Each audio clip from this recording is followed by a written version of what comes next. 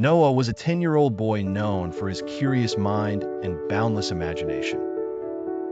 Each visit to his grandmother's house was an adventure, as her vast attic was filled with forgotten treasures. One sunny afternoon, as golden rays filtered through the small, dusty windows, Noah discovered an antique watch hidden beneath a pile of old newspapers. The watch appeared to be broken, the hands motionless and the glass slightly cracked.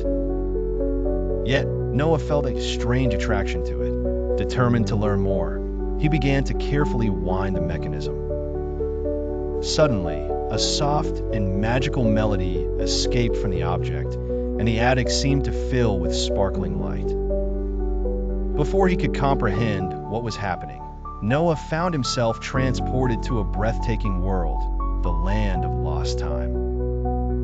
It was a place where the sky changed color like a painter before his canvas, and where clocks of all shapes danced to the rhythm of lost seconds. There, Noah met a firefly with a crystalline laugh that shone with a warm, golden light. "My name is Lumie, and I watch over time," she sang, twirling around him. Intrigued and enchanted, Noah told her the story of the watch, but Lumie seemed worried. "Tick-Tock, the cunning shadow, lurks," she whispered. "He steals our precious memories and traps time in a rusty clock." Determined to save this magical world, Noah agreed to take on the challenge with Lumie by his side. On their way to the workshop of Zephyr, an old clockmaker owl, they crossed fields of quicksand where each grain represented a lost minute.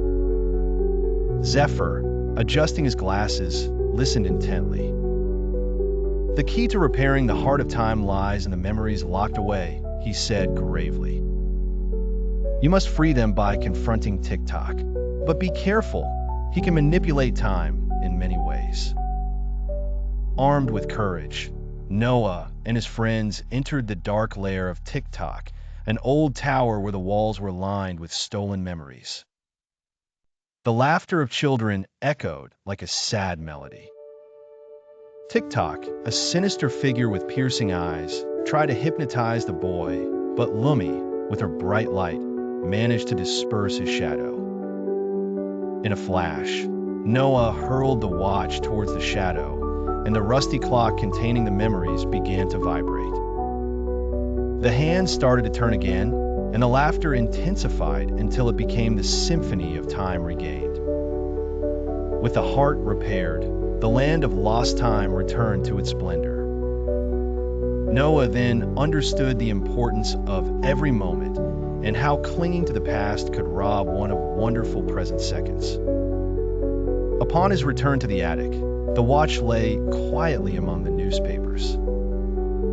This adventure had taught him to cherish every minute, to live fully in the here and now. Surrounded by the warmth of his grandmother, Noah knew that the most precious time was not that of a watch, but that which is shared with those we love.